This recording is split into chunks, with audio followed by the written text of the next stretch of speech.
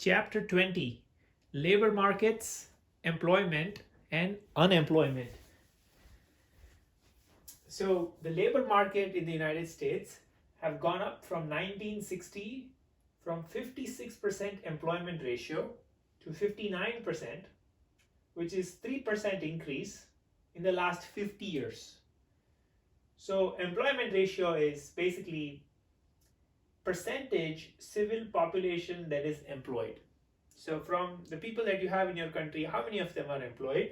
And so the 50-year trend, right, almost 50 years, it is steadily going up, 3%. And you might wonder, where is it coming from? If you look at the breakdown between men and women, in the 1960s, 79% of men were employed, but in 2013, 64%. Men are going down. 1960, 35% women were employed, and now, 2013, 53%. Woman power. It's going well, yes. You might wonder, why is that such a positive change for women? I think there are many reasons. Two big reasons is lack of discrimination compared to 1960 levels, where there was lots of discrimination. There was no access to education. Even there was no discovery of birth control pills. So women spent most of their time taking care of their kids. But because of these structural changes, women are getting more and more part of the labor market, which is a really good thing.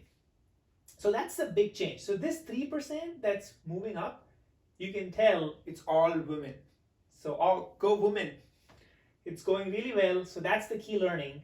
Almost 3% change, all coming entirely for women. The men have gone down, right? Almost 15% degradation. So one thing to remember, that in business, there are these business cycles where there is expansion because the economy is doing well, and there's contraction when there's recession. So during this contraction, recession, these business cycles have a huge impact on the labor market, employment, and unemployment. These are the three topics. And the best hedge against all of these is education. And there is now data in this chapter that has shown this new thing called college premium, where those people who had higher degrees and who were ready for the technical innovation that was coming in the 1990s, those had a huge impact. So staying in college is huge and positive based on the findings from this chapter. Those people who have college degree, they earn way more, and the data proves it. Real average wage has only gone up 0.2%, average wage in real terms, over the last 50 years, 0.2%. But the disparity has increased for those people who are making more money, who are skilled, and are in industries that are paying them more money. They are making way more. So the average is misleading, but there's more details here. Women, especially women with college degrees, have made much higher real wage improvements in the last 50 years. So the key takeaway is that the labor market fluctuates because there could be some new innovation. So there's a boom and there's a bust, there's a boom, there's a bust, but overall it goes up, right? And how many people in the labor market will be employed is based on the demand. So we have studied in the third chapter, marginal product of labor. So how much this new employee will generate extra profits for me. So I will keep hiring until they will keep adding to my profits. So basically, after I give them their real wage, what is net left over is profits for me as an industry. So I will keep hiring them. So until my marginal product of labor is positive, I'll keep hiring. But when it's equal, I will stop. And so we have this equation from the third chapter, marginal product of labor is equal to 0.7 Y output by L labor. So if you want to find out how many people are needed in a given economy, Let's say the United States has a GDP of $10 trillion, and let's say on an average, based on salary statistics, that 140,000 people make real wage. 140,000 is no way close to real wage, but let's assume for sake of calculation, then we can arrive at labor of 50 million. Similarly, if this goes down to 70K, the average real wage, then this becomes 100 million. So this equation helps us to find out for a given economy output, GDP, how many people would be needed to get there based on the equation. This equation is for United States, 0.7 factor. The contribution of labor of 0.7, 70%, is for the United States. So this is going to be different for different country. So if you want to predict, let's say for India, they have a target to double their GDP from 2.5 trillion to 5 trillion. So the numerator goes up. So then more people will get the wages. Either their wages will go up if there are people who have the skills. So that is a clear distinction between and connection between GDP, the total output Y, the number of people in the workforce labor, and the marginal product of labor, which is the real wage. You can think about marginal product of labor as the real wage. So this is pretty important. We understand cycles, we understand what is causing the employment, and now we also understand like how is the output connected to the labor, right? And so we've seen also in the third chapter the demand curve and the supply curve. The demand curve is sloping downwards, supply curve sloping upwards of labor, and the point where they meet, this is the market clearing wage, right? So this is the wage that these laborers that intersects here will get. So that's the market clearing wage. But this is not actually true because there will always be some amount of unemployment. So you will not have 100% of your labor employed. But this is a good simplification that tells us that, hey, as the wages go up, the laborers go down, right? If the wages go up, then the laborers could go down, right? So similarly, we can experiment with this, right? If my demand for laborers goes up, actually, then what will happen? The demand curve will shift this way. So then, if I need more laborers from L star to L1, then my wages go up, right? If the supply of labor is fixed. But if my supply also changes, right, then there's a bigger difference, right? Or for the labor can actually contract a little bit. So based on how much is the demand and how much is the supply, if the demand is far exceeding, then the wages would go up. If the supply and demand adjust, then it will remain the same. So let's look at that as an example here, right? So in this case, what has happened is, let's say the consumer starts to spend more money. If the consumer in the economy starts to spend more money, what will happen? When you have more spending, more output would be needed. When more output is needed, you would need more people to generate that output, so more laborers. More laborers will require more wage, right? So if your demand curve from D1 goes to D2 and your supply curve for laborers stays the same, then your wage will go up. It's going up, right? The laborers went up, wage also went up. So this can happen through consumer spending when the demand for the laborers goes up.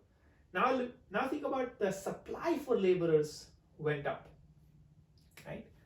So when the supply for laborers went up, the wages fall. So remember this piece.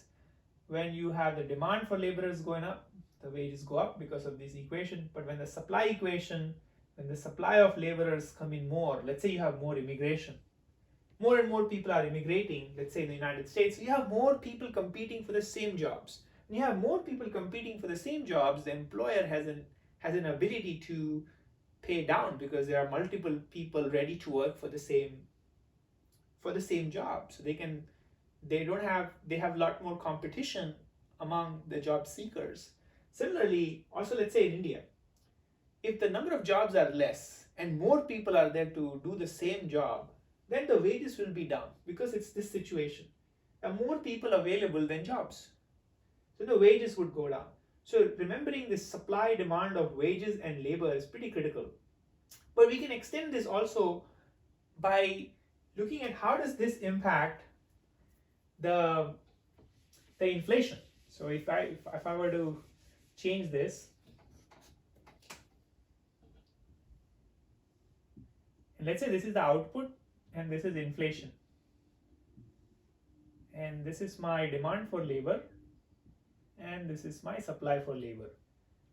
Now if I've changed these axes, initially it was wage and labors, now I'm going to say output and labor. So let's say this is my equilibrium point, right? So if my aggregate supply has increased, let's say it goes from, let's say my aggregate supply for laborer was L1 and now it is L2. I'm going to draw it again to make it more clear. So look at my x-axis is the output, right? Y-axis is inflation.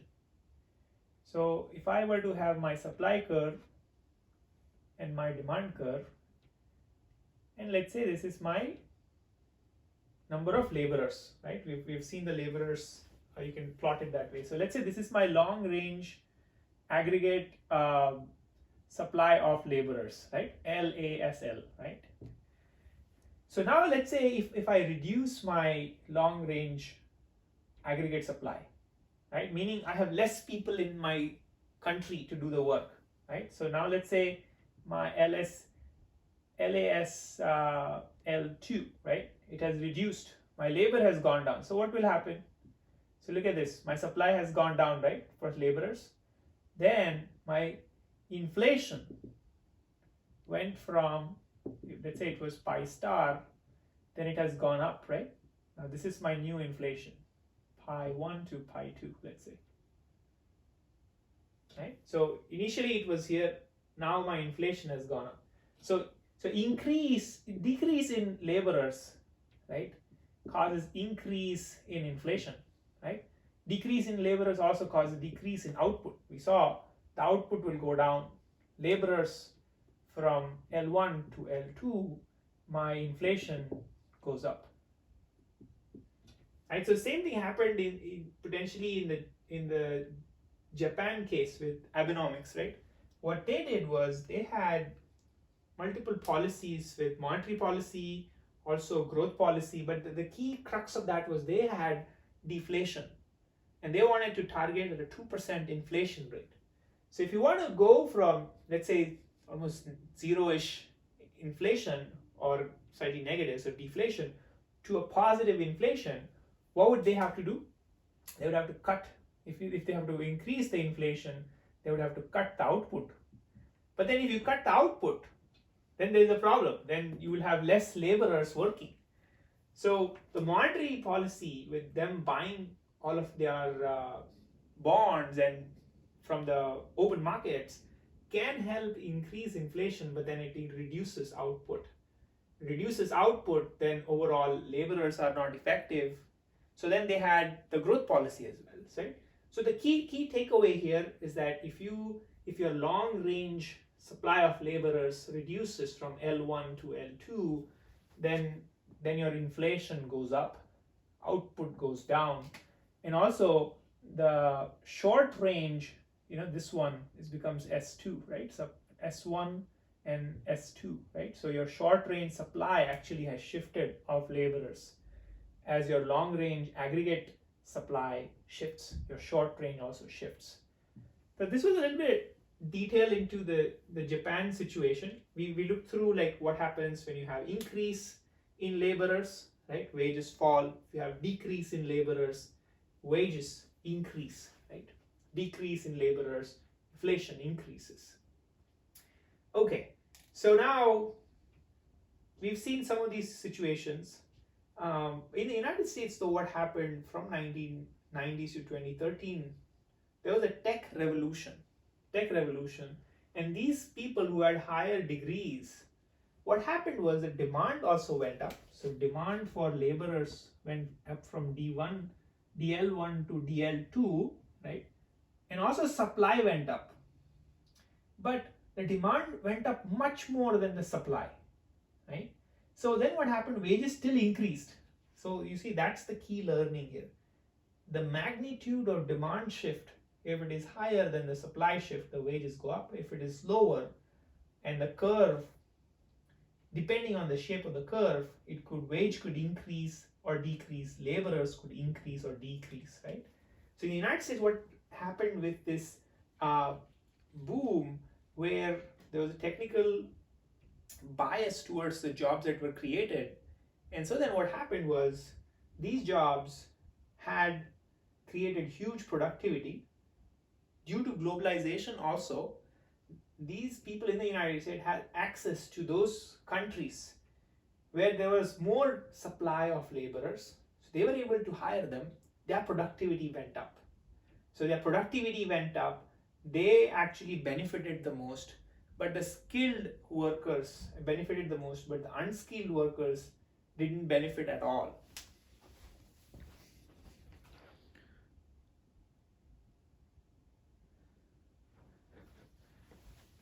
So now we saw how in the United States, even though the demand went up, supply went up, demand went up much higher, and so wages went up, but it only went up for those people who had high skill, and it went up even more for women. The real wages went up even more if they had college education. So we saw how impact of labor is on wages. Labor supply, wages has a huge correlation. Labor output and inflation is also related. So now let's look at unemployment. So unemployment, so there are three employment statuses, right? You are either employed, or you are unemployed, or you are not in the labor workforce. And there are three big categories. 145 million employed people in the United States in 2013, 11 approximate million unemployed, and 90 million not in the labor workforce. And this is a very dynamic situation. People are constantly moving from being employed to unemployed, from unemployed to like structurally even exiting the workforce to not be in the workforce for a long period of time. Let's say if they are out of workforce for 6+ months, then they are chronically unemployed, and that constitutes like 40% of unemployed. And so this is a dynamic movement between being employed to unemployed, and people remain unemployed, and there are multiple reasons for them to be remaining unemployed. So the three big ones are frictional unemployment, which is basically if you lose a job, you want to go find another job. It takes time because your skills need to be matched with the employer's needs. So searching, there's a gap because you have to search, you have to be matched, you try to find something that pays you better, so you take your time, you actually enjoy your uninsurance benefits. So that is a friction. That's one reason why people stay in this bucket of unemployed. The second is structural. Structural unemployment is basically a skill gap. If I'm in an auto industry and there are no longer any more auto jobs in, let's say, the General Motor plant shut down, and now there's tech jobs being created, I don't have any of those skills. So there's a skill gap. So that is structural unemployment. Also, if I am like have a huge house and I'm stuck in one place where there is no industries around me, then, and if I'm not willing to relocate, then I have a preference towards a location which hinders my employability. So that is the big reason for structural unemployment. Skill gap and huge preferences around where you are and where you live causes huge unemployment. Wage rigidity, right? So if you have countries like the United States where there is a minimum wage federal bar and there's state minimum legislation on how much wage to provide, then there will not be a clearing price like this. There'll always be minimum wage that you'd have to pay. Even if the employer, let's say, wants to pay $4, they can't do it. They have to pay at least like $7.5, $9 or something. That's minimum. And so those teenagers who don't have the skills would be willing to take those jobs between 16 and 24, but now they'll not get employed because there's a minimum wage bar. So that causes unemployment as well. So wage rigidity with minimum wage causes unemployment as well. Unions which have huge bargaining power, not as much in the United States, but in European countries, more than 50%, like Germany, France, they have unions that actually govern and have a bargaining power for the aggregate labor workforce. So unions also set a pretty high ceiling of like what is the wage that they will write, they'll agree for, and then they let the employer decide how many employees to hire. So also wages move slowly, so that's why the rigidity of wages causes unemployment. So frictional because of matching and searching, structural because of skills, and wage related rigidity causes people to stay unemployed. The key learning I found was that a lot of people remain unemployed because they enjoy the unemployment insurance. So that was huge learning as well. So those incentives that are supposed to protect the downside actually cause more unemployment. One other key learning was the natural rate of unemployment, which is basically no matter how good the country is doing, no matter how no matter how well the economy is functioning and there's a clearing of labor and wage, there'll still be some amount of people that are going to be unemployed. So that's the lower bar, like you can't go to zero. So that is the natural rate of unemployment. And it consists of two things. The unemployment gap, which is the cyclical unemployment, which happens due to these fluctuations of business cycles. People move from industry to industry, skills need to be retrained. So that is the important measure. So if you add the structural unemployment plus the natural rate of unemployment, you get the actual unemployment. So this is what we hear. We hear the actual unemployment rate total, but it constitutes of these two things: natural unemployment, which is you can't do anything about it. No matter how much you try, there'll be certain people who will be unemployed for all these reasons, right? Valid reasons. And so but there will be certain parts that you can do something about, which is cyclical, or the unemployment gap, which cause because of these reasons and fluctuations. So what causes the natural rate of unemployment? We've talked through some of these, but there are many, right? Unemployment overall is this, but natural rate of unemployment specifically could be demographics. If you have more people taking birth and joining the labor workforce, and that teenage population goes up and you have a minimum wage, then you will have the demographic can either play against you or against the unemployment rate, or for the unemployment rate to go up and down based on how many people are entering the labor workforce. Second is disability. How many people are taking that benefit of disability and choosing to be unemployed because of disability. And then if there are more and more people in the prison, right, so then those people are also going to cause the unemployment rate to go down because they're taken out of the labor workforce. So in the European Union, the unemployment rate is much higher since the 1980s onward compared to the United States, primarily because of some of these reasons. The biggest one being they have unions, very powerful unions. In certain countries, I forget the exact names, but they had like cross to 90%, 92% in France. So huge in terms of union power, and they can't even fire people. There are strict laws against hiring and firing, so that's another disincentive. So, and then insurance and benefits is pretty good there. You can here in the United States, it's six weeks that you get unemployed insurance, 50% pay, but there you can get it for years. So then people take advantage of it. So those are the reasons why in the European Union the unemployment's high. One new thing I'm going to start doing is I'm going to go through the questions. There are 10 questions, and we're going to see if we covered all of them. So the first one is, what is unemployment ratio? What notable trends in this ratio have occurred over the past 50 years? We've seen that, right? Employment ratio 56 to 59, 3%. And why it has gone up? Women power, right? So those are the reasons for that. Suppose Australian real wage rates have risen in the recent past, how will it affect the quantity of labor demanded? So if the real wages go up, what happens? Quantity of demand of laborers goes up, right? So the laborers' demand potentially goes up, but it depends on the curve. So that's the key thing. How would the real wage increase mentioned in the previous question affect the quantity of labor supplied?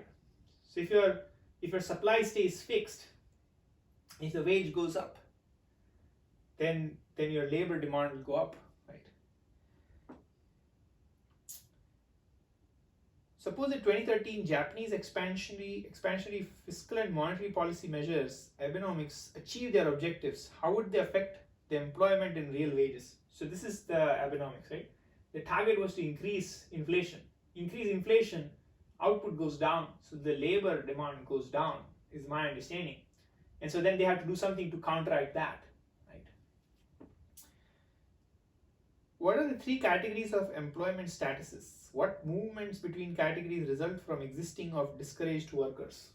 These are the three categories: employed, unemployed, not in the labor workforce. So discouraged workers, right? They could be moving from unemployed to not in labor workforce as well. So this is the movement where unemployed are people who are like at least looking. You know, they have looked in the last 4 weeks for a job. But discouraged workers, they didn't even look for a job. So then they go to not even the labor workforce. What is frictional unemployment? Frictional unemployment because of skill matching, right? There's a search, there's unemployment due to people enjoying uninsurance benefits maybe. Why can it be beneficial for workers, right? Because they could probably, even if they have a job, they'll not take it because they have like 6 weeks. They'll probably get an even better job, so then this number stays up. And why is it beneficial for the firm? Why is frictional unemployment beneficial for the firm? I think it is beneficial because then the firm gets the right higher quality candidate if someone leaves. So they get the time. The friction is actually good. They don't just hire the first one out of the market. They hire someone who's really good. So that's why it's beneficial not just for the worker but the firm and also for the economy, right? Because if the right people are working on the right jobs, the output will go up, productivity will go up. Why does structural employment occur? Business cycles, right? Skills change. So structural employment happens because skills change because of business cycles. That's the big reason. Why does real wage rigidity contribute to unemployment? So if you have real wage rigidity, the clearing will not happen. The wage will not go down. I think, I'm not 100% sure, but I think I've read this, but in the European Union, they didn't, in the German situation specifically, when there is a recessionary period, they actually reduce people's hours. And then they don't fire them. They reduce hours, everyone stays employed. So there's actually wage movements. But I've not seen it in this chapter, but I remember reading it somewhere. But wage rigidity, we saw how it contributes to unemployment because the wage rate is set high. There's only less number of laborers that you can hire compared to more if the wage were to go down. What is the natural rate of unemployment? Natural rate of unemployment is basically the floor. Those people will not get hired for various reasons that we've seen. Because there could be change in demographics, change in disability, change in prison population. And that's what it changes. And the final question, what is cyclical unemployment? So cyclical unemployment is basically unemployment that caused because of business cycles or unemployment gap. Cyclical unemployment plus natural rate, the floor that you will not get over. I think that's around 4% in the United States. This is the natural rate of unemployment. So before the 2020 COVID, the economy was doing their best, but still there was 4 to 5% of unemployment, 3 to 5% between that unemployment. So that didn't go to zero. It doesn't go to zero because of these reasons. So that is chapter 20, labor market, employment, and unemployment. Thanks.